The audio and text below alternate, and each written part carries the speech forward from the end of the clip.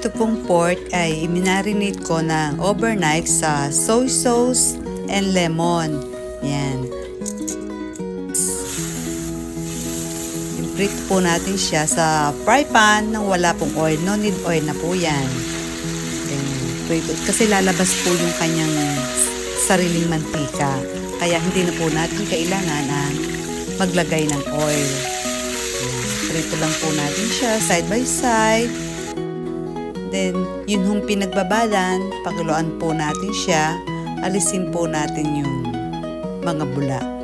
Yan, alisin natin po yan kasi dumi po yan ng fork.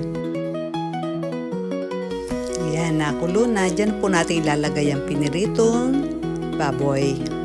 Lumabas na mantika sa pork, kinuha ko, yun na po ang gagamitin natin pang fried ng onion. Yan. Fried po natin yung onion dyan ng saglit lang ho. Hindi naman ho ganong katagal. Basta maghiwa-hiwalay lang ho yung onion, okay na ho yan.